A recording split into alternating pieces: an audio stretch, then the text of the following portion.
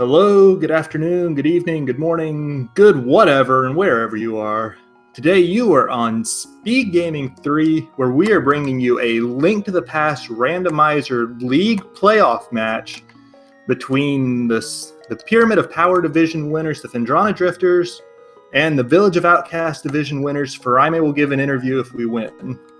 And this is going to be Game 2 of a best of 5, where Game 1 was played earlier today, and Gem, representing Team Interview, took the win over Megawatt, representing the Phendrana Drifters. Which brings us to this game, Kohrek versus Frostbite3030. Calling this match tonight, I am Reg. I am joined by Professor Renderer, so why don't you tell us what we're going to be seeing tonight? Okay, everybody. Hi, everybody. I am also part of the Village of Outcast division, Team Talking Heads. But this is the Wisdom Players match. This is going to be Ambrosia seed, and the way that works is that it's a standard assured seed or a dark casual seed, where the uncle will give out the information about where the boots is located, and every and all bosses have a guaranteed item that is not a dungeon item. Yep. No big keys on Mothula or Vitreous, Mothula or Argus. No small keys on like Cold Stare and Vitreous, or Moldworm even. All the good stuff. Some impacts on routing that we'll see later, but for now, these runners should be into it fairly shortly, and we're going to see the castle. Yeah, and this too kind of also changes some of the routing. The kind of changes some of the way that the logic kind of works to compensate for the changes that every and all boss has a guaranteed item that is not a dungeon item. That kind of harkens back to some point where I had a problem with something like that, but I'm not going to really get into it now. But yeah, so we're underway now. And our boots are in the Palace of Darkness today. So if 5 items in that dungeon wasn't enough of a reason to go there, now we know one of them is the boots.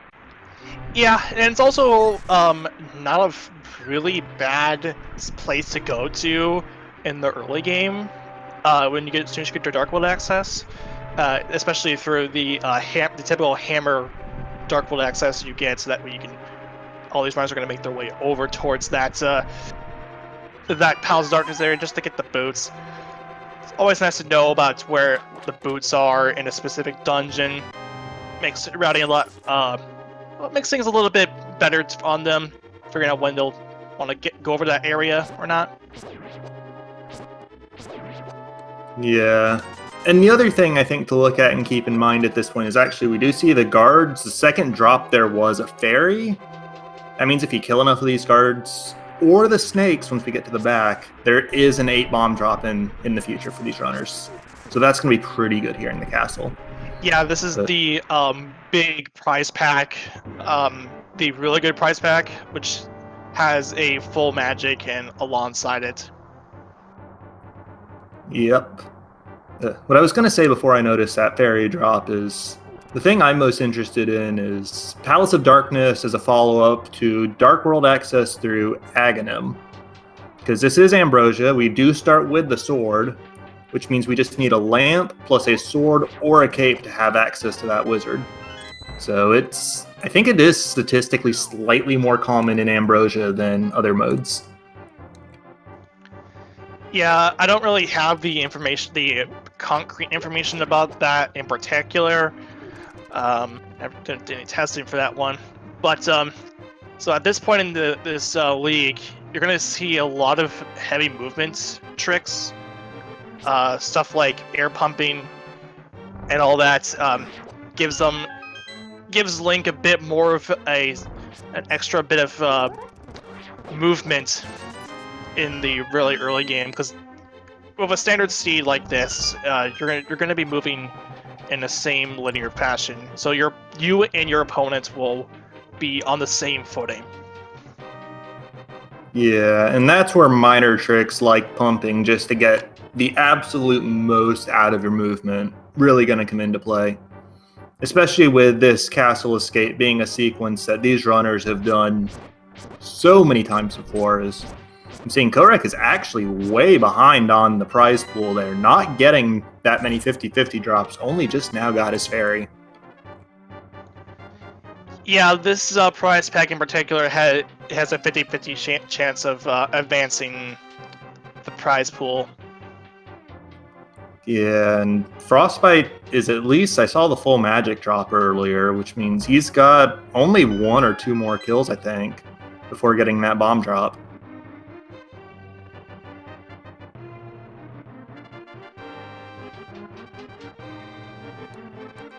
Anyways, while these runners are taking Zelda down, I talked a bit earlier about the league and the prelude to this match that Gem and Megawatt played earlier, but Team Fryma will give an interview if we win. They went 14-0 in the regular season, and in the one playoff series they've played so far, they went 3-0 against Team Operation Get Good to clear out that division. Combine that with their win earlier today, they've actually yet to lose a game in the league. 18 games total. Yeah, this is quite a stacked team, considering the circumstances too. Vendetta Drifters, in order to at least break that, would either have to tie or lose, just to break that huge winning streak that they had. But with a team like Friday, we'll give it an interview. It's a lot, and I've had a lot of fun when I was playing with Kohrek. During the regular season, it was quite a fun match, and I was going into expecting I was going to lose. So, hey, and there's Kohrek's 8 bomb drop. Both runners got it now, nothing to worry about. And you say that Kohrek's team is stacked. Honestly, Vendrana Drifters aren't any worse in that regard. I mean, you've got Frostbite playing now, Megawatt played earlier, and then the third member of their team is the 2019 tournament champion, Jet. And they went 13-1 in the regular season. I don't remember who got the better of them. It certainly wasn't me. But definitely a very good team in their own right. Yeah, and these three, both both teams have really good runners backing them up, and as we find the Book of Adora in the middle chest of the Bag of Escape. Yeah, that book's it's an interesting find. Only opens up Desert Palace and tablets. Although we may see if either of these runners really feels like a super early pedestal check just after they get the Lost Woods items and on their way down to Kakariko. Yeah, that's something I tend to do in the very early game. And the blue mail is in the Sanctuary chest. So very earlier defense early in this seed. Yeah, no progression in the escape sequence, really, besides that book. And our map check shows that book opens a green pendant desert. That's an interesting one. I wouldn't say to go for it just yet, in my opinion, because considering the Ambrosia settings and having where every boss has a guaranteed item, there's more likely there's going to be a time where you'll need the gloves and the fire source in order to get that one item off of Lambo, and at least there's going to be one item in the front. Yeah, and really only one item in the front, because like you said, second one's going to be on Landmola's. And then on top of that, there's something like a 50-50 chance that the dungeon just straight up requires the boots. So, and we know that those are going to be in the Palace of Darkness this seed, so those are still a little ways off. Yeah, and both players are going to leave out on the pedestal check behind. Yeah, I was going to say I would typically want to do the pedestal check as soon as I see the book this early on, just to get it out of the way. Yeah, like that's one theory of it, and sometimes I find myself agreeing with it. But if their Dark World access is in the form of the hammer plus the Power Glove, then if they're going to the Village of Outcast portal with that Power Glove they just found, perhaps, that's a good time to check it. Or even better, if they find a mirror, the favored time to check it is mirroring from the Skullwoods exit. Yeah, that's a common. It's one of the more common ways of checking the pedestal and around the mid game is through Fire Rod mixed with a mirror, or you could just use the mirror and put it in a very specific spot in order to prevent yourself from mirror bonking. But typically, you'll see the runners use the Fire Rod in order to open up the backup escape, or back of Skull Woods, and then use the mirror to check the pedestal, probably after killing Mafia. Yeah, that's the standard. It does rely on that mirror being found. Hey, there were 900 rupees in that well. What was that? Not to mention, too, we did find the Master's Sword in the well. Yeah, like that's important find. Literally can't win the game without it and whatnot. But there are, I believe, 5 300 rupee packs in the pool, and 3 of them were in the well. Yeah, right away, that it tells me that they're probably going to have to. They're going to probably do a Zora check somewhere in this early game, either through fake flippers or something else. Yeah, I would think that they're both really hoping to see a moon pearl in their checks before that, just because that makes that fake flipper so much more attractive when you can get the Waterfall of Wishing Cave.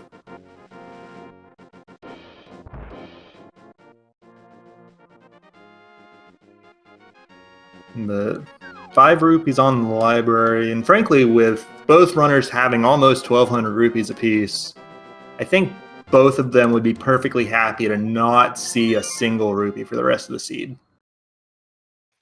Yeah, normally you'll want at least around 700 or 800 rupees in order to get pretty much everything you need to purchase in the entirety of the game. So that way, well, I mean, you have plenty of money to work with. You're never like going to be short on money anytime soon.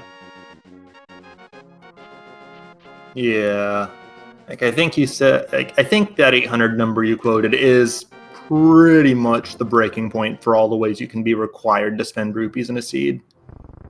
It's like Zora's 500, the bottle vendor's 100, the super bomb's another 100, and then like dig game and chess game. But we do have. Sorry, go on. There's also Kiki with 110 rupees. The 10 Yeah, for right. as soon as you pick them up, and then the 100 for bringing them in. Yeah, that's true. Forgot about him for a sec, so good call. But we do see a little bit of divergence here. Kohrek skipping the dam for now, which had nothing in it, going straight to Mini Moldorm Cave. Getting a medallion, but okay, there's those flippers. Did somebody call for a Swamp Palace package? Well, except with minus the hammer, of course.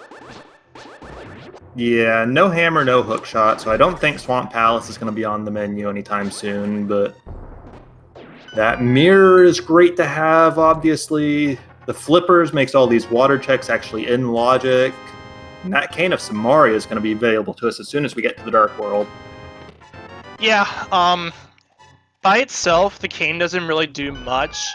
However, it does provide some utility in doing some recent glitches that were discovered. Yeah, the Icebreaker and the Diver Down glitches are pretty well known amongst runners at this point, having been legalized somewhat recently. And they make Swamp and Ice Palace just so much smoother to route, especially if you go into them intent on full clearing.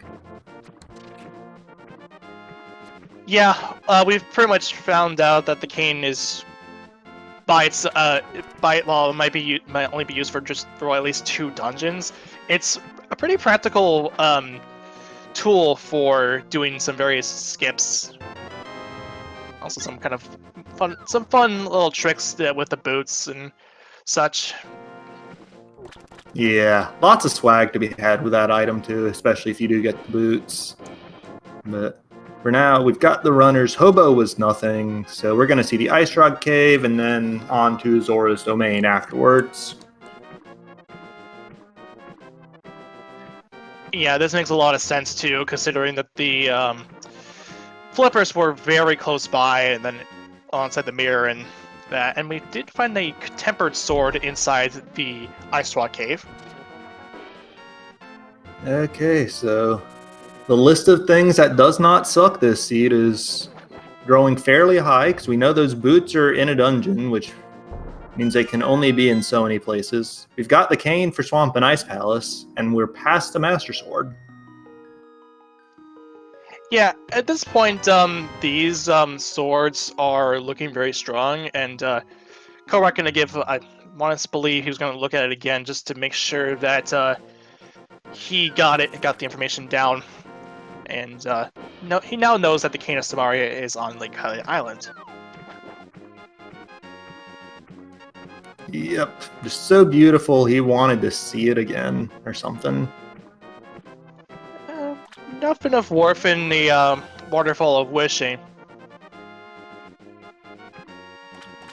No, but still 2 checks to be had in the region. And then Kohrek's got the choice of the dam that he skipped earlier into the desert area for a couple checks, or going to the Eastern Palace area for at least 3 checks, 5 if he goes into the dungeon proper. Now, Kohrek did see a rupee pickup. Probably want to say just around. Okay, it was a 50 rupee pickup. And now the more important question is, at least for this early game, is what Zora has, and just 3 bombs. We're going to move along. And like we mentioned in this early game, got a lot of money to work with, so not a huge step back in my opinion. Yeah, when you can pay Zora and you're still sitting on like 700 rupees, you're very well set for money. Oh, for sure. Yeah. And Kohrek might be wanting to head over towards the aforementioned dam area and lay that over towards the desert area, like you mentioned. That makes a lot of sense too. And Kohrek is going to use the mirror to delete the blocks here. Yep, that'll save him a trip in and out of the dam. Meanwhile, we see Frostbite headed straight for the desert. He's already done the dam, so he just gets to walk right by it here. And he is going for either, well, somewhere between 2 and 3 items. Because there's the Gina's Cave, there's the ledge item, and then there is maybe an item in desert, depending on how everything's laid out in there. Yeah, and a bit about the mirror delete that Kohrek did. The way that it kind of works is that when you're pushing a block, the tile for the block is essentially removed, and the one that's pushing the block is technically a sprite, and it will keep being a sprite until it stops moving. And by spamming the mirror button as you're pushing the block, for whatever reason, the game just decides to delete the block. I don't know the full technical reason why it does that, but that's just the basic gist of how the pushing of the block kind of affects the mirror in some form or another. Yep. Just remember not to do it in dungeons. There are a couple places in dungeons where it would be pretty convenient, but you'll find yourself back at the front door. Yeah, it only works outside of a dungeon, like in a cave or something. Yeah, it's fairly popular in Super Bunny Cave as an alternative to the hookshot clip that a lot of top runners like to use. But we didn't see anything of value in Agina's Cave or on the ledge, so this chest that Frostbite's about to check is our last hope for progression in the desert area. Yeah, that's one more check we can reach. Yeah, and we'll also get information of whether or not the dungeon is boots locked or not, and which it is. Okay. Only Well, boots locked by logic, though, because we have the big key. right. I mean, but I mean is at the right side it's actually boots locked, not the entirety of the dungeon. But we did find the first item anyway, so whatever is boots locked on the right side, we don't need. It's going to be a map and a compass over there. Can't be anything else. Regardless, no fire means we can't go back and kill the land molas. So we're seeing both runners off to the Eastern Palace area. And there's got to be something over here, because we're out of locations. Actually, no, there is one location otherwise. We got that bottle in the mini Moldarm cave, and we haven't been back to Kakariko to see the sick kid. Yeah, that's one other thing, but I wouldn't be surprised if both players would probably want to skip that out for the time being before heading over towards before heading towards again Aghanim. Yeah, I would expect them to only potentially do that before playing Aghanim. And otherwise, they're going to put it off until they use that Village of Outcasts Dark World portal, or they get a flute they want to activate. Yeah, that's the one only reason why they would ever want to go there currently, and well, pretty much what's left now is this eastern area. Yep, there are going to be 2 items to be found in here. If one of them is a bow, then they can kill the boss for a third and a crystal. I'm thinking progression is likely to be here at this point.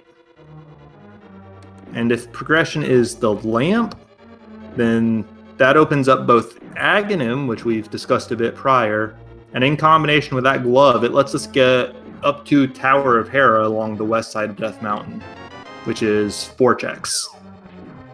Yeah. So, actually, we've got the book, so that makes the Ether Tablet up there as well. Yeah, well, that Ether Tablet is also open up to us as well. Whenever we get to the Dark World as well, we once we have like the hammer or some other like way from if we're going to take Aghanim, we probably would want to check out Bombo's Tablet, but that's just way far ahead. But it's for the current state of this match. So let's focus on Eastern Palace for now. Although that's really not as far out of the way as you might be thinking. Like, obviously we're missing the Moon Pearl, and one other item is the big blocker to the Dark World. But once we're there, we've got the mirror in the book. Yeah, so both Frostbite and Kohrek are going to use sword beams in order to take care of this Stalfos room pretty quickly. Generally, you don't have that in the vanilla game. You'll be using the pots if you want to ever do the Stalfos room effectively. But we did find the lamp, so that already opens up Aghanim. Yep. I have to expect we'll see Death Mountain from both runners first, because, like I said before, there are a good number of checks up there. There's the Old Man, Spectacle Rock on and inside, Tower of Hera, Ether Tablet. And if they find a hammer over there or a hook shot, they can get to the east side of the mountain as well for a lot more. Although the one thing that lamp does not put in logic on its own is that land Mola's play for that item in Green Pendant, because that logically requires a small key, which is behind the boots, which are in Palace of Darkness. So we're not going to find like a Moon Pearl, a hammer, or a bow there. No. And there's the vanilla big key in its vanilla location. It really just comes down. It really came down to that with the lamp being in that compass room. Yep. Second item, Eastern Palace, is only money, so it's got to be Death Mountain time for these guys at this point, because I can't imagine either of these runners gambling Aghanim with what they've got available. And no Moon Pearl. Yeah, it's... Now, the Moon Pearl can in fact show up on the Pyramid Ledge if nothing else shows up. but it's a kind of a not as common spot for it to show up. Yeah, and I mean, that's such a gamble to play at this point, because if it's not there, then the likelihood of Aghanim being required goes down a little bit, and there's nothing else you can even do in the Dark World to take advantage of that play. Right. And Kohrek is going to look at the Lumberjack ledge before making their way back over. It's just 20 rupees. Yeah, so he knows he's not going to have to come back for that if they do wind up killing Aghanim this seed. But that's really about it at this point. Yeah, Frostbite gonna grab a heart piece from off of the old man. Yeah, refill for his 6th heart. He's got the blue mail as well, but that does nothing against falling rocks. Yeah, these the falling rocks will still do 1 heart of damage regardless of meal upgrades. This is the game kind of considers this as quote unquote environmental damage. Same thing applies to spikes. Yeah, and then stuff like fireballs and BMOs also have the same restriction. But nothing on or inside Spectacle Rock today, so Ether Tablet and Tower of Hera are our big hopes at this point.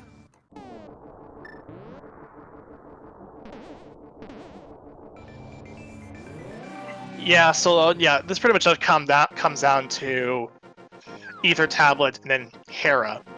We don't have anything else. If we find the hammer here, then that leads us over towards the East Step mountainside. Oh.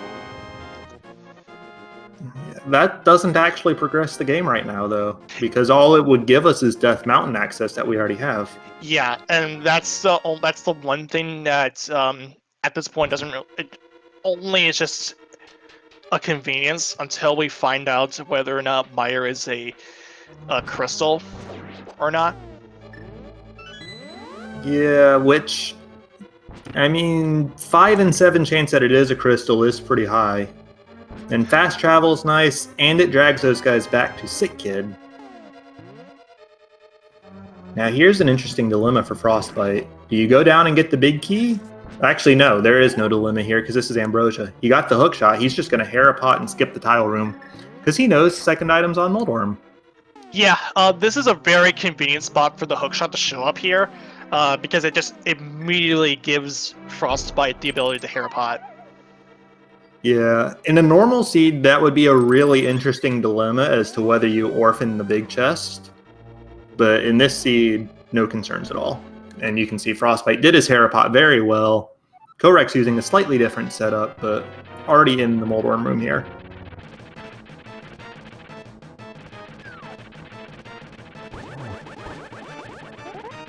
And yeah, 1/1 spin, dead Moldworm. Yeah, that's a really nice thing. And the Moon Pearl shows up there as well. And he just happens to hold it in his hands and not in the big chest, given Ambrosian settings. Yep.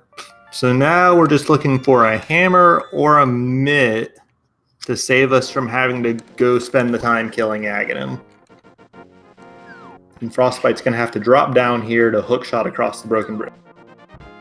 Yeah, and like I mentioned, this the fact that the hookshot showed up in Hera while you're on the mountain just gives direct access to this East Death Mountain area. Yep. And this is the single most item-dense location in the game for them. 7 items here in Paradox Cave. And then once they're done here, there's going to be 1 more in Spiral Cave they can grab. Oh, there is the Darkwood access alongside a shovel. Yep. Rest in peace, anybody who wanted to see a castle tower climb today, because we are not seeing that. And immediately this gives Frostbite and Kohrek eventually more than enough reason to head over towards Pod and get those boots. unless it shows up on Helmasar. Yeah, we saw the Titans minutes up here as well, which means we're going to see the Dark Mountain cleared out before anything in the lower Dark World, I would have to imagine. But honestly, my big concern at this point is, even knowing the boots are there, would either of these runners want to go into pod without a bow? I personally would want. I'll probably go in there because of the fact that it's quite item dense. And well, I mean, hey, you got the mitts right now. You might as well check out Dark Death Mountain. Yep. You can even use this Turtle Rock portal so that you've just got it there for later and you can see what this medallion is free and easy. But it's not the one we have. Yeah, and that requires Ether.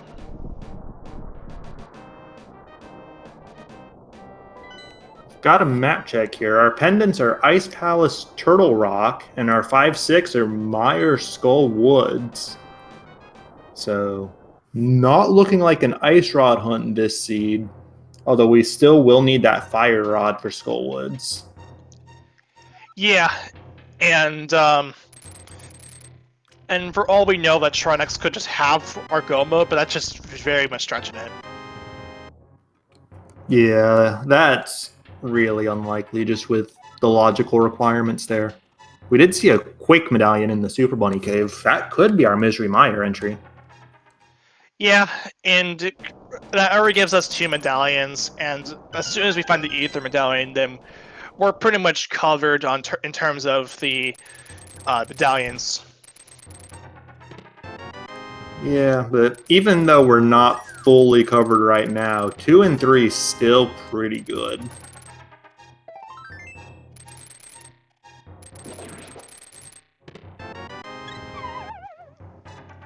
Like, Hookshot Cave didn't really give out a whole lot.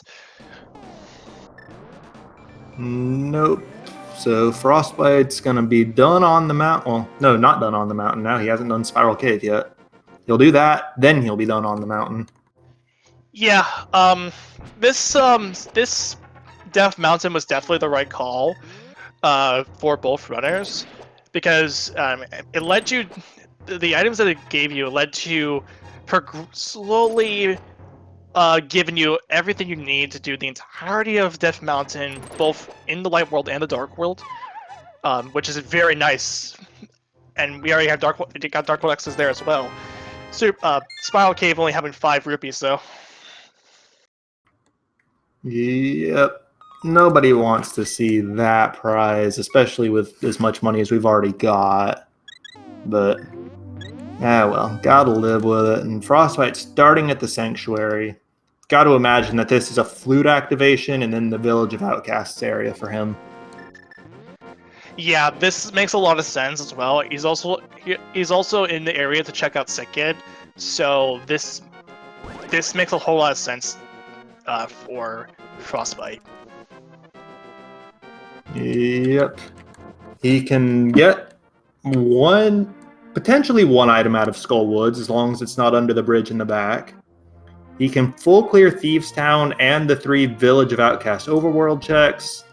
Then he can do the South Loop down to the Dig Game, Stumpy, and Hype Cave. Combine that with the Mirror for his Shovel check and the Bombos Tablet check. And then potentially dip right into Swamp Palace if he wants. Or we could see Meyer after this flute.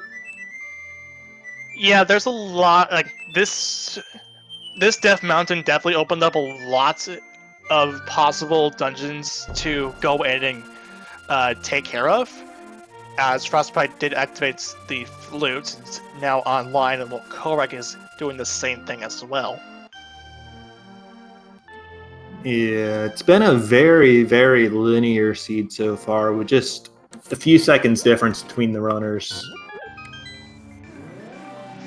Yeah, and what probably will separate them the most is just given the items that they currently have. They can do a number of different things in this Dark World.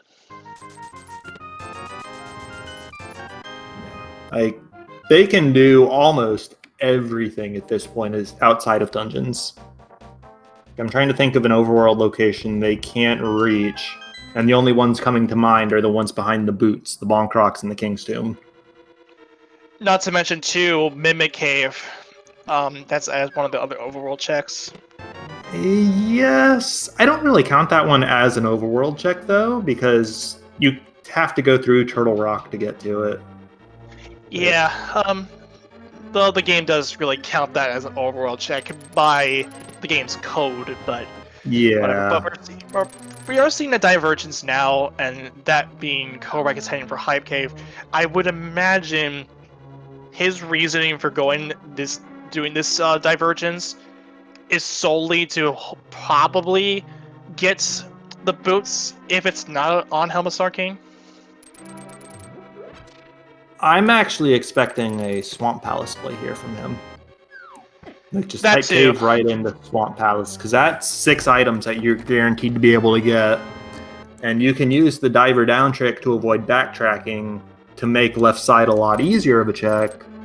But no, I believe he wants that Cane of Samaria. Yeah, this to me, like you pretty much said, that's the Swamp Palace play. He's wanting to commit to this play, which is fair. I don't have any complaints about it. I mean, sure, but you can do diver down with just bombs. You don't need Cane for it. It makes it a little easier and faster, but you don't need it. Right. He might want Misery Mire, actually, because that Cane does open up the full clear there if he can get in the door.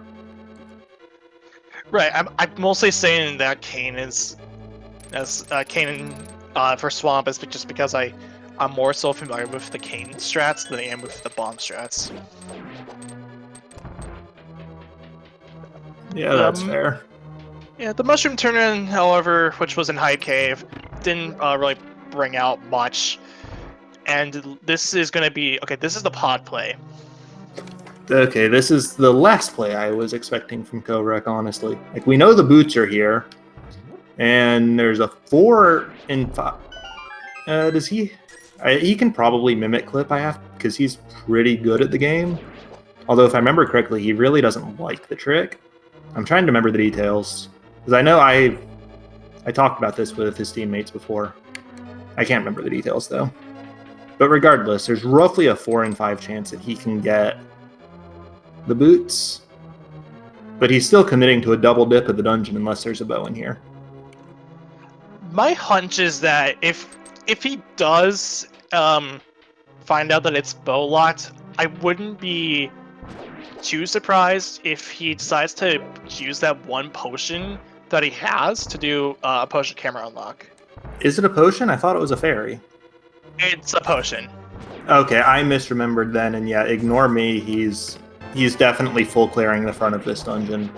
And whether he gets a bow or not is the entire determining whether he goes to Helmasaur. Okay, yeah, I see the potion on Frostbite's side now. And I see it on Kohrek's too now, so I'm just silly. Ignore me. He knows what he's doing. Yeah, but there was that key in the front, so we can continue. Yep. Meanwhile, on Frostbite's side, I think we haven't seen any real worth in Thief's Hound so far. I think the most notable thing is the bottle that was in the big chest, and even that, Yeah, and at this point, really, like, his attention now is just going to kill blind. This is a scripted fight. Yep. If you move the same way every time, you'll get your 9 hits the same way every time, and it's going to be real clean. Yeah, you can take very little hits in that fight if you know the scripts very well, just like what Frostbite did. Very well done for Frostbite, and that's a fire rod. Oh, that's convenient. He can walk straight north and go clear Skull Woods now. And yeah, there's the potion camera unlocked from Kohrek using that potion. Took intentional damage that he had health to refill there. Now the only bow lock in this dungeon is the eye statue that he'll have to shoot.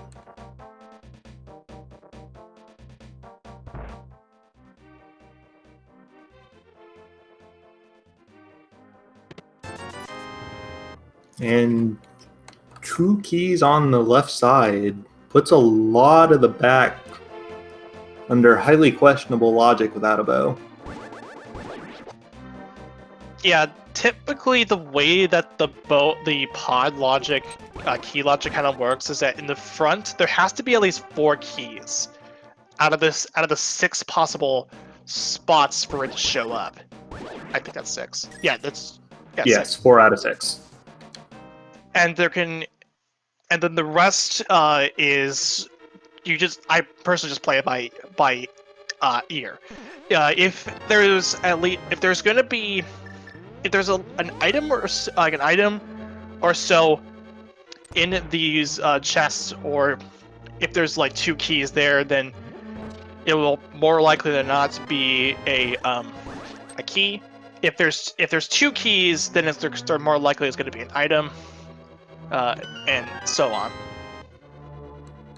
Yeah, the main thing is that there can't be a small key in the dark maze. That's just one of the rules. Yeah, as you would use the key in the dark maze anyway, so it wouldn't make any sense for you to use a key that way. Yeah. The unfortunate part is that this means that the randomizer can never generate a vanilla Palace of Darkness because of its anti-key lock logic. But that's just something we've got to live with. On Frostbite's side, we see he was doing a front-to-back clear of Skull Woods, and the front did not pay off for him at all, so he's going to wind up essentially full clearing this dungeon for 2 items. Where if he'd done a back-to-front, he could have skipped at least a few chests.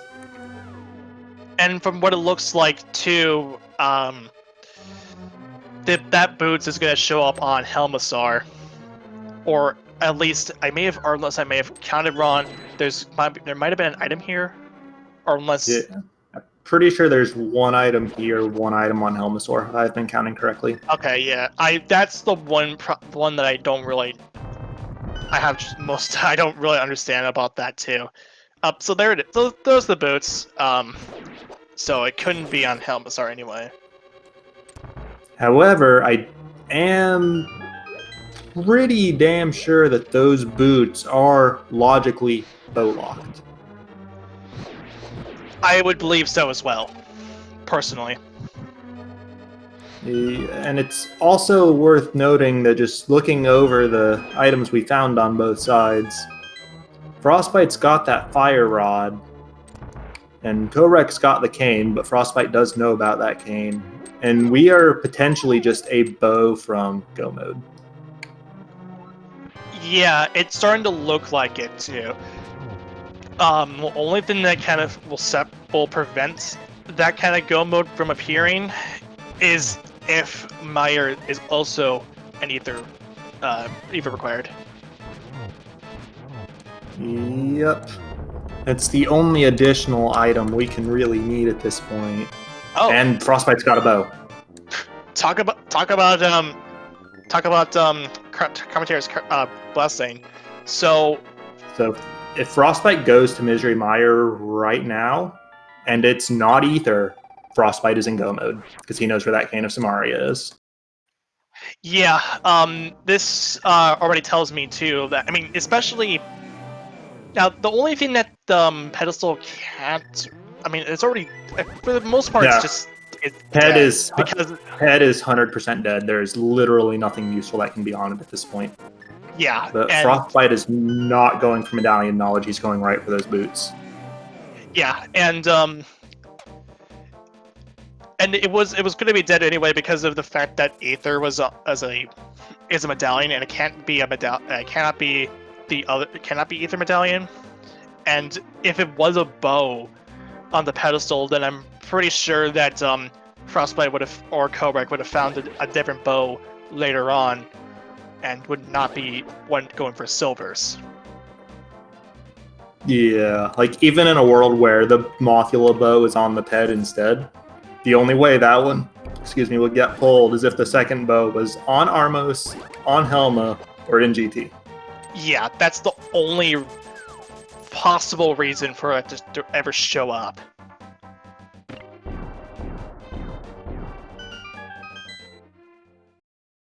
So yeah, this makes a whole lot of sense for Frostbite to go into pod right away because you have the bow. You're just about ready to finish out this pretty quick seed, all things considered.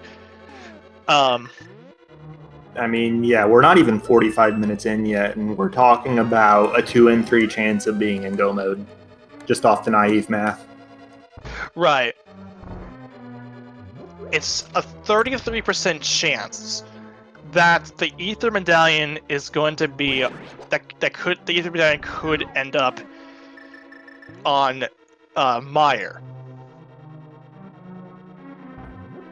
Right, and that's literally the only way to add a required item to the seed at this point, is if we have to hunt for that. Yeah, and if that is the case, then we have a lot to check. I have to imagine that it'll just be the chaining crystals for both of those guys if it comes down to it, though. Just get your 6 crystals. Sure, you're not really getting to go mode clear any of them, but aside from left side swamp, there's really not much to be gained from not go moding the crystals you've got left. On the other hand, Frostbite's already got 3 crystals. I wasn't even thinking about that. This pod will be his 4th. He'll mirror to Eastern right after, I would imagine. Just clear that out. He's already done the rest of it. Yeah, that'll bring him to 5. And at this point, really, as soon as he's done with that, I wouldn't be too surprised if before he goes over to Meyer, he would probably want to go, first of all, get the cane, obviously, but want to go Swamp Palace. I don't see him going Swamp before Meyer. Just because if you go to Swamp on the 2 and 3 go mode and you're wrong, then that really hurts. So confirming it first makes a lot of sense. Yeah, I would probably play it like that just to get on the aggressive. But aside from that, though, Frostbite is going to head over to the Helmut Arcane fight right away as Kohrek has gotten his 2nd crystal. Yeah, and Kohrek's checking this brewery check here, and then I have to imagine he's going to go back up to the Moth, which will get him his bow and his potential go mode. Yeah, he's going back north here, so it's absolutely, well, once he finishes these overworld checks, it's going to be Skullwoods for him. But yeah, that is the correct call, because you found your fire rods this early. You found your fire rod on blind.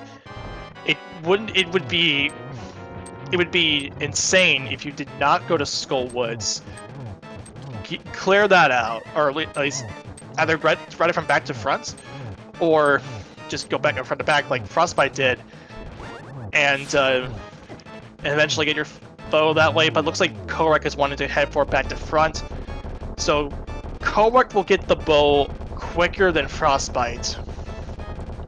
Yeah, and he'll be able to save himself all of the front checks as well, although he will have to check that bridge chest. Well, I say he'll have to. It's in his position, it's going to be very valid to just skip that chest, mirror immediately after killing Mothula, and go straight to Meyer. Because that'll be his 2 and 3 chance of go mode. Because in that middle chest, there's only 50 rupees. Yeah.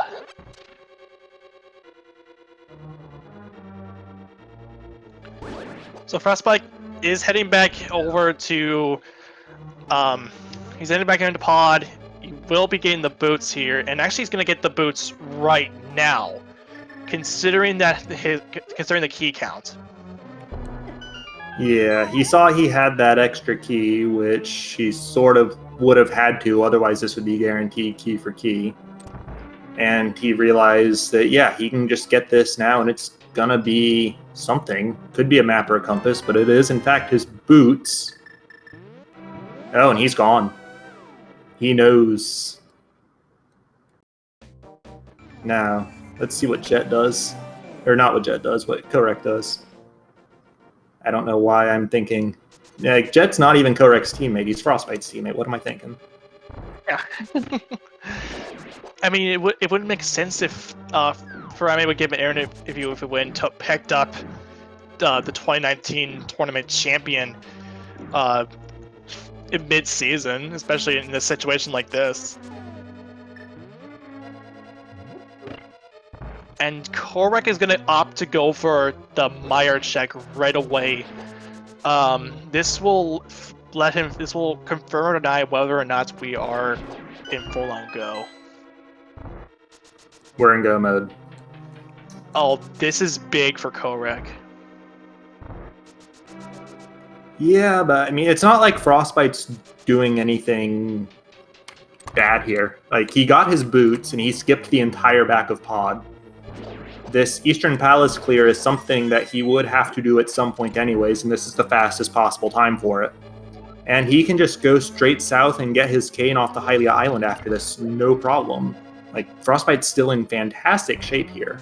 Meanwhile, Kohrek will have to go back for Eastern Pod at some point, even if he's the first one to know he's in go mode and the first one into Mire. Yeah, it really just came down to, I think Frostbite had play the seed a little bit differently compared to Kohrek, and a more smarter way of playing it too.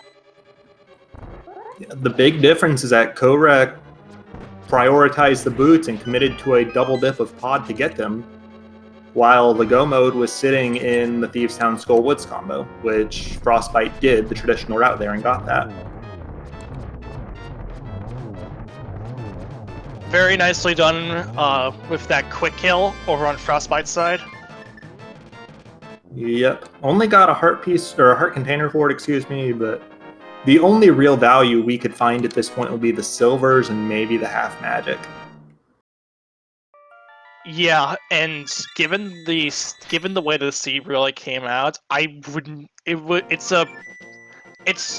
could be pretty much anywhere, but definitely not in the current route that Frostbite and Kohrek currently have. Yep.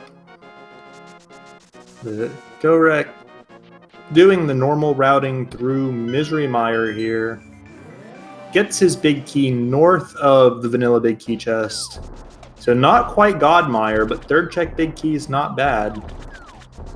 And Frostbite is going to do Swamp Palace, then I would assume grab his Cane of Samaria immediately afterwards, then go to Mire. So Frostbite's playing this as if he's in go mode. I expect him to skip all the checks in here. Yeah, and personally, I wouldn't be surprised if Frostbite did the bomb diver down just to speed up on time, especially given the circumstances so far, because he's in a position to snap. Ferrame will give an air view if he wins big streak. Yep. This would be that team's first loss across 19 games in the league if Frostbite can pull it out here. But Kohrek's a real tough competitor, and this race is real close, even with Frostbite being 2 crystals up. I think Kohrek... Okay, I don't know why his first shot didn't trigger the spooky action glitch and hit the switch there, but he's got it. Yeah, and spooky action is it's a weird little glitch that lets you do kind of weird things with the fire rods. It's a very, very technical glitch that it's really hard to explain as a commentator.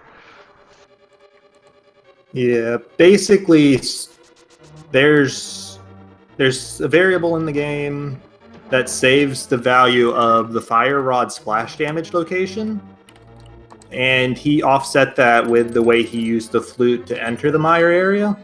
So that caused the splash damage from the fire rod and the actual visual hitbox to be way offset, and the splash damage hit the switch.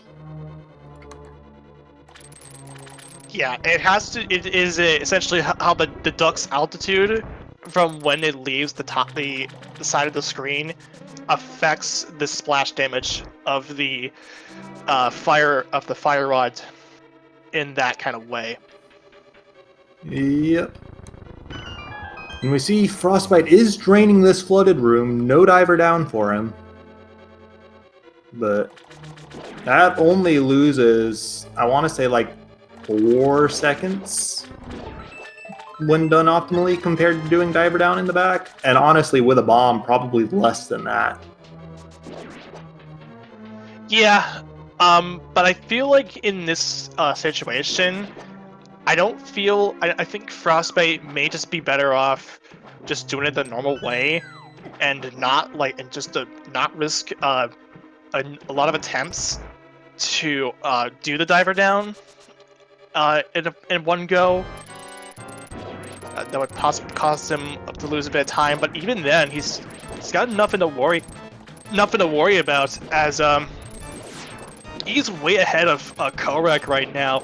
He will end up getting the cane as soon as he's done with this Argus fight.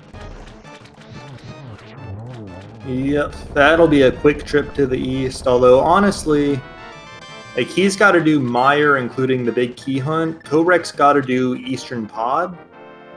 So I think you're right that Frostbite's probably ahead a little bit, but I don't think I'd categorize this as way ahead.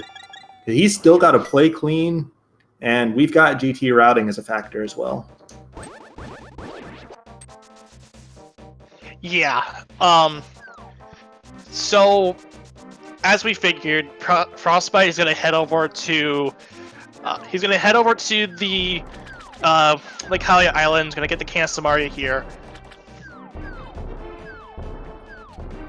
Yep. And then he's going to flute straight to Misery Mire and be right on in for that big key hunt. And it is a fairly friendly key, but he's still going to have to do a little bit of hunting.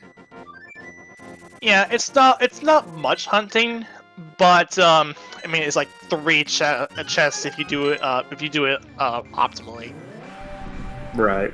And the traditional route here is pretty much optimal in that regard, because you need the small key to get over to the fire-locked left side. Kohrek, however, is actually opting to do the diver down. It's going to be doing the Samaria routes, with doing it from the right side. I typically do it from the left side, or i.e. the very original diver down, where you buffer 1 sword frame, not have to worry about jumping in the water. Does get it though after about a few attempts. Yeah, but needing those few attempts means that he doesn't really save time compared to unflooding the chests, or unflooding the room like Frostbite did. So that's not a few seconds gained back for him.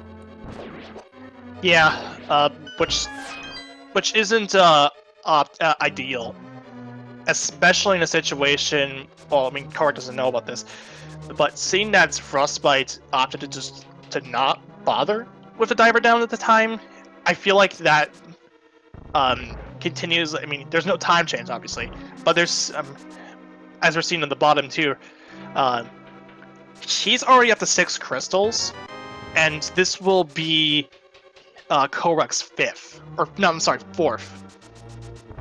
No, this is his 5th. Yeah, this is 5th. I am not reading it right. Yeah, he'll only have Eastern Palace and Palace of Darkness to do after this, and those are fairly quick to boss rush, especially with the boots. And he's got the big key in both already, but he didn't get the quick kill on Argus there with the fire rod. Missed his first shot, so sort of went off. But that will be Kohrek's 5th crystal. Yeah, now he's got to just mirror flute to 5 and be off. Meanwhile, Frostbite is getting his Misery Mire big key right now, and he's going to be straight off to the races with Vitreous for his 7th crystal. Yeah, and given the way that, I think at this point Kohrek he's already full cleared everything and pod in Eastern. This will be quicker for Kohrek, but Frostbite is still slightly in the lead, but not by a landslide. Like, the time difference at this point is basically Kohrek went to pod without the bow the first time, chasing that boots hint, and he full cleared everything, including the back. Meanwhile, Frostbite went with the bow after doing Thievestown Skull Woods, and he did a route that did like the shooter chest, then the bridge chest, then the bowlock side, went from there straight to Helmasaur King, then went back in, got his boots, skipped the entire back. And I think that's about the time difference between them at this point, is that back of Palace of Darkness. Yeah, that's pretty much what ultimately made the big time difference, this current time difference between Frostbite and Kohrek. Yeah, but it is a time difference here.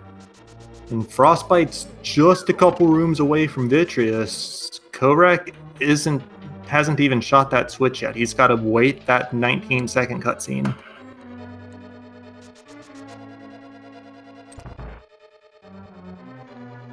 Frostbite now onto the Vitreous flight. It's going to use spin strats, and then swapping over to the bow to make this a bit more quicker. That's very close for Frostbite. It does have that blue mail, so it does mitigate the damage from the lightning attack. He did have to burn his potion, but I'm sure he's not exactly unhappy about that at this point, because it does mean he survives the fight. And that's 7 crystals for Frostbite. Alright, this time we have a bot. I've not said this in a while, but it's like Ganon's Tower, there are 22 locations where the big key could potentially be. From 1 to 22, get your guesses in chat where you think the big key might be. We do have a bot for this one. If you guess it correct, you'll get some points based on how many guesses there are in, and any people who have guessed correctly since then will get 5 extra bonus points. Yep. So let me ask you, would you rather have Sahasrarla-bot's points or Whose Line points? I'd rather have Sahasrarla-bot's points. Good decision, honestly, as Kohrek's got his 6 crystal. Frostbite took a few seconds there to stop by the potion shop and replenish his potion before climbing the mountain.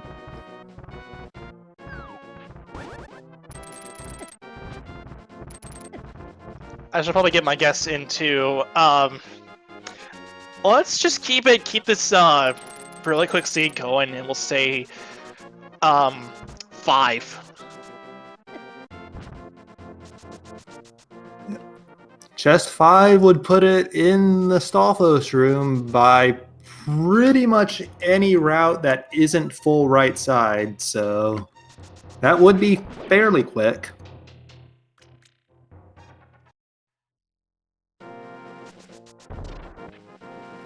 But here we are, Frostbite on the mountain, trying to grab that fairy, not cooperating with him.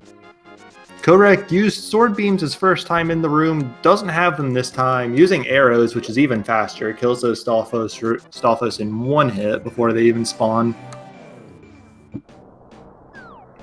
And here we go, Kohrek opening the big door. Probably be reaching that Armos fight around the time that Frostbite finishes the GT Open cutscene.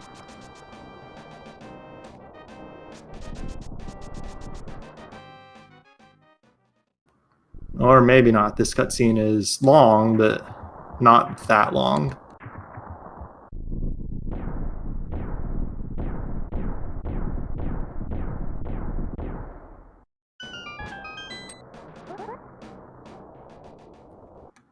And here we go. Ganon's Tower for Frostbite, starting with the Hope Room as is traditional.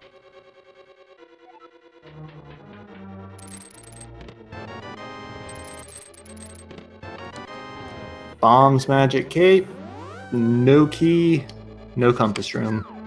So just going straight left as Kohrek fails the quick kill, key on the torch. No real room for any sort of routing divergence here. Although Frostbite does need a key, so he's getting that pot key. And shoutouts to Reversed, who was the first person to guess 3, gets the points. A couple other guys also guessed correctly.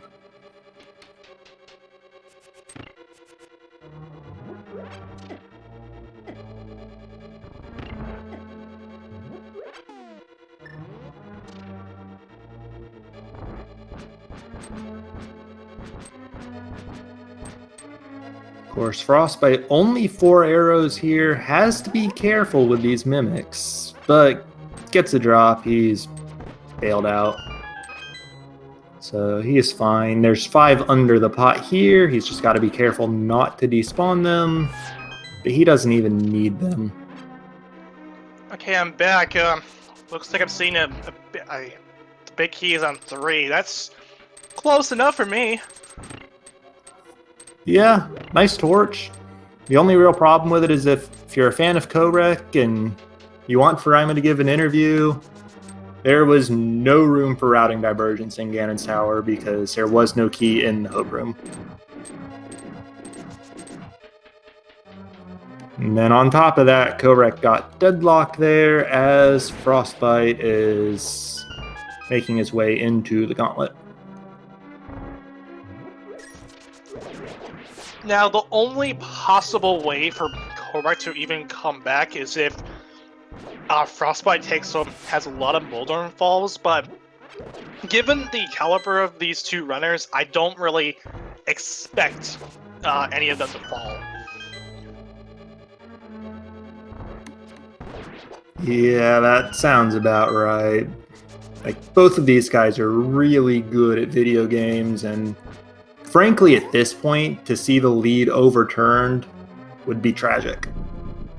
Just because that's the sort of thing you hate seeing happen to good players. Is Frostbite actually goes for sword spin strats here to preserve his magic. I've never actually seen somebody do that delay strat in the Bunny Beam room with the tempered sword, but it did work out fairly nicely for him. Was able to do it pretty quick.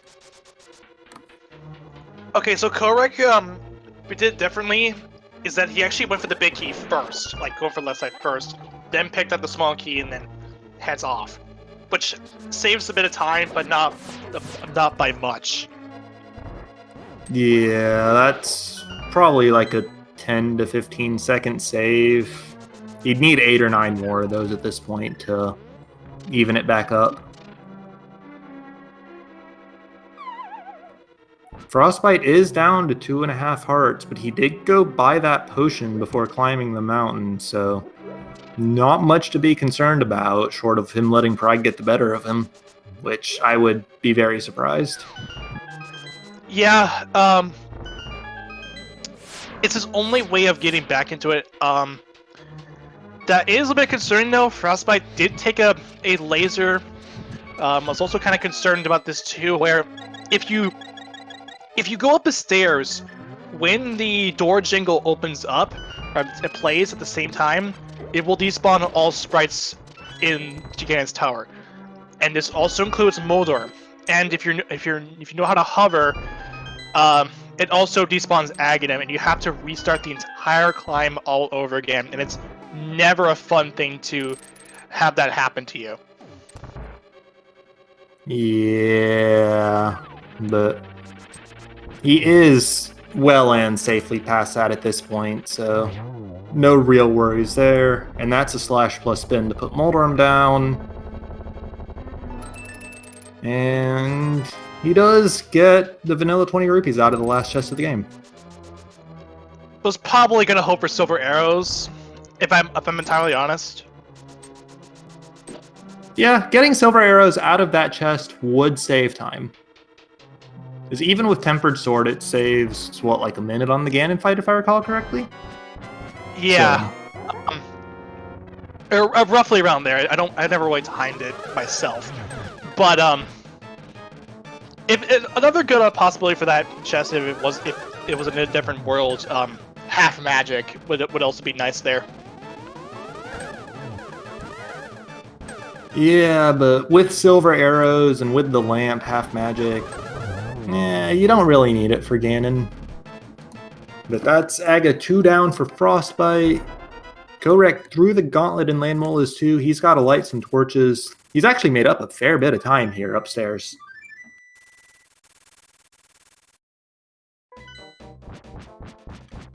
Anyways, while Frostbite goes down, watches the scanning cutscene, and since chat's talking about it, we'll talk about Game 3 of this series, which is going to be Ack the Boker vs. Jet in a rematch of the 2019 Link to the Past Randomizer Tournament Finals. I don't know what the mode is. I believe it's Ack's choice with Jet getting one veto. But that's going to be, I believe it's tomorrow. Let me check. Yes, tomorrow at 6:10 p.m. Eastern, 24 hours after this game started. Yeah, and the reason why we're kind of saying this too is that at the start of the season, each player was assigned a different pendant. They're pendant, pendant of courage, pendant of wisdom, pendant of power, and this all correlates into this playoffs match where the power players is the highest seed choice. Wisdom is Ambrosia, like you saw, and then courage is an open seed. Yep. And the Courage game, as we said before, was played earlier today where Gem defeated Megawatt. And Frostbite's on to Phase 4 Ganon. Did not find the arrows in the Dark World, but not many Dark World checks were made this seed. Like, it was basically just the Village of Outcasts area, and that was it. Yeah, it could have been really anywhere. Frostbite did get the torch glitch, so he's not really too worried about having pretty low magic consumption here for this fight. He is super low on magic here, but he's got a potion. Resorting to that and getting Fire Rod triples instead of the lamp. Honestly, with the potion use, I'm not sure how much time that saves, but it's a mark of skill anyways, because those Fire Rod triples are not free. Yeah, and this will be pretty big for... so this is that's it for Frostbite. Get your GGs in the chat for Frostbite3030. Excellent performance. And with that, Farame will give an interview. If we win, has now gotten their first loss throughout this entire season. With Frostbite3030 finishing first with its official SFL time of 1 hour, 10 minutes, and 36 seconds. And not to mention, too, that's also a personal best. Now crossing between the sub-130s and into the sub-115s with that time. It's an improvement of 23 minutes and 36 seconds. Yep. And, like, routing-wise, the only thing this seed that you could say was a misstep was the Desert Palace play, and that was with the benefit of hindsight. That looked like a fairly solid play at the time over an Eastern Palace that you couldn't full clear. But we've got to say that Kohrek was multiple minutes behind at the Ganon's Tower entry point. He has closed that. Ooh, took a Ganon death. Ooh.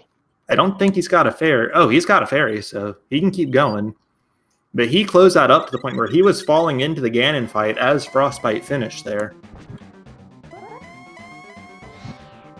Yeah, this was a pretty, and to put it lightly, to put it simply, this was just straight up a Jet seed. Oddly appropriate because Jet's on their team. Yeah, like Ambrosia as a mode is fairly relaxed and comfortable, what with the boots in and the free sword. But the randomizer, still the randomizer, can put a lot of things in a lot of silly locations, but this is straight up one of the fastest seats I've seen with the 110 finish. For sure, yeah. And the personal best was is definitely nothing to scoff at too. And Kohrek has also finished their Ganon fight. Get your DGs in the chat for Kohrek as well. And like we mentioned, Frostbite did did give Ferrari their first loss in the entire season. We finished in second with an official SRL time of 1:12:36, and funnily enough, Kohrek also gets a new PB with this, with jumping all the way down to the sub 130s, and also past the sub 115s with a new improvement of 18 minutes and 9 seconds with that. And we do now have Frostbite with us as the winner of the race. GG. Very good. Very good job on that run. Hey, thanks, Reg. It was a really, really fun seed to play, which I haven't had the pleasure of having in the league for a couple of weeks. So, yeah, felt really good. I got really lucky, and I played good enough to hold on to sort of the lead that my choice, essentially from what I, talking with Kohrek after the race, the choice to not go rush the boots immediately, and just luck sack into the bow and the fire rod like I did. Like it really couldn't have gone better, honestly. The only play I made that was sort of dumb and I hated it at the time was the early trip into desert.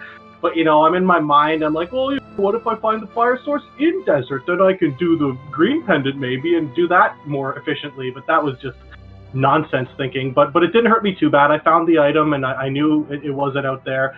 And then I felt a little bit behind, so like normally I feel like I'd rush pod for the boots, but I was like, I gotta go to CAC to activate this flute at some point anyways. Why don't I go there? I'll clear out the village, and if I don't find anything in the village, I'll go to pod.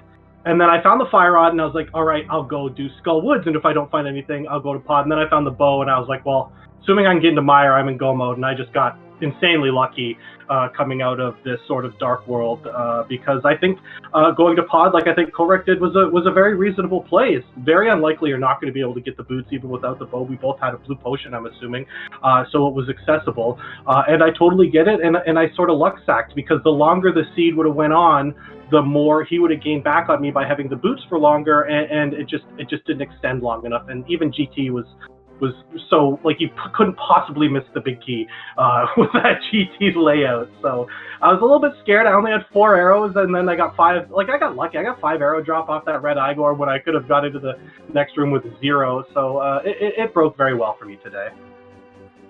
Yeah, and I mean, honestly, that's the stuff you sort of just... It makes the game fun when everything just turns up your way. Although there is one thing I want to ask about. You did put off Misery Mire until you had 6 crystals? Is there a reason you didn't just hop over there sooner? Well, I figured I was in go mode, and it was just the most efficient way for me to do everything. I didn't want to make an extra trip there just to scout the crystal, basically. I just assumed I had it. I had both of them, and I knew that TR was Ether, which... I don't know why, but that sort of convinced me that for sure Mire wasn't going to be Ether. But I'm the type of player that when I'm like, let's say if I have 2 medallions, I will go mode my way into that dungeon and hope I have it rather than clear everything. So I figured first trick is to pod to get the boots, and then I'll clear out Eastern when I'm there. Then I'll go do Swamp, go mode it, grab the cane, and just go and hope I can get into Mire. Okay, yeah, that actually makes a fair bit of sense with the cane placement. Yeah, like exactly.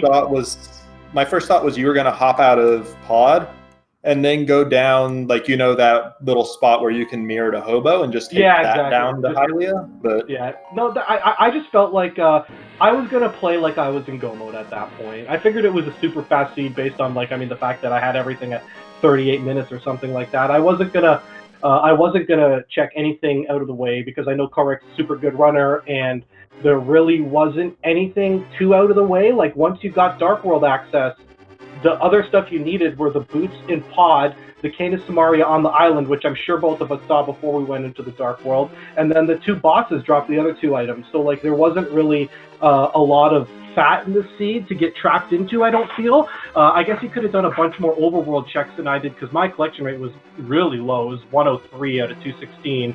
And I mean, I skipped the brewery, I skipped the Hype Cave, I didn't do any of the South Dark World checks or the Smith Chain, or like literally the only overworld checks I did in the Dark World were C-shaped house and chess game. So with your win today, you now have given Farime will give an interview if we win their first loss in the entirety of this season, and we will for sure have a game 4. What are your expectations as you are heading into this I mean, match? Ak and Jet are playing tomorrow at the same time, 6 p.m. I believe it's some sort of all dungeons swordless or something along those lines. I know that Jet vetoed inverted, and it was Ak's selection, and I'm pretty sure he picked swordless, although I can't. I am pretty sure I think it was Jossie in chat said it was all dungeons, swordless, Keysanity. Yeah, okay, so that should be super fun to watch. And then, I don't think we've settled as a team on what our strategy will be going into games 4 and 5, because the selections change, and whether we're up 2-1 or down 2-1, it'll affect our decision making. And as for giving them their first loss, I had no clue. I'm super happy just to get the win to pull us back in this series to tie it up. I mean, everyone left here is really good, and honestly, I didn't expect to win this race, and I was really nervous down the stretch. But I knew going up the tower, I had a really good chance, because I basically hadn't checked anything that wasn't needed. I was really nervous, and yeah, I'm super happy. I guess it's the Frostbite plot armor, because I also haven't lost yet in the league, so something had to happen, and Frostbite's plot armor is strong. That's all I'll say. But no, I'm kidding. GG's to Kohrek. He's a super good runner, and I mean, he didn't finish that far behind me, and I god routed this thing so hard, so that says something too. And all the matches in this matchup are going to be hopefully close, and it's sort of rando, right? When it comes to it, if you make the really good choices and get lucky, you can basically beat anybody, and I feel I've increased my skill that I don't have to make as many big gambles as maybe I did 6 or 8 months ago. So I feel I can play a little more conservatively and still have a chance against some of these top runners. Now, I'm still going to play aggressively like I always like to, but it's just broke my way today, basically. I mean, it didn't go so well for Megawatt this afternoon, and for me, I got all the luck tonight. It just really couldn't have gone better. Oh, for sure, yeah. I will admit that it was a fun one to watch, and I will still remember the time when I did outroute Kohrek, and no disrespect to Kohrek, obviously he's a great runner, like you just mentioned, and yeah, GG's to both, to you and Kohrek. Yeah, and as we're about to wrap this up here now, definitely give Frostbite and Kohrek a really nice follow. Our tracker for today was Dark Diplomat. He has done an amazing job throughout this entire league. He's been pretty much on fire throughout most of the matches that we've had the pleasure of restreaming here on SpeedGaming or on the ALTTPR League Twitch channels. If you wanted more action about that too, give SpeedGaming a follow. SpeedGaming is SpeedGaming 2 through 6. And the ALTTPR League, ALTTPR League 2 through 4, and I am Professor Render, and my co-com was Reg. Give us a follow as well. We definitely put our mark on this pretty nice seed as a whole. If you have any final thoughts, Reg, you can sound off. No, we've hit the high points. I would like to just take a couple minutes, go over the schedule as the league starts winding down. We do have one game tonight, Team Kappa versus Steel W on SpeedGaming 2. That's going to be at 11:10 p.m. Eastern, so in about 3.5 hours. That's going to be Gamashu versus Snabs. And then tomorrow, we've got Shireen versus Superman Taylor on SpeedGaming at 11:10 a.m. And we've got Game 3 of this series, Act the Boker versus Jed082. That tournament rematch, 24 hours from the start of this match at 6:10 p.m. Eastern. Restream information not yet confirmed. But yeah, that's going to be it for us. All right, that's definitely a hype match, Act the Boker versus Jets. But until next time, I am Professor Render, my co-com was Reg, and Dark Devil Mats, the tracker. May all your seeds be great, and take it easy. Yep. See you some other match.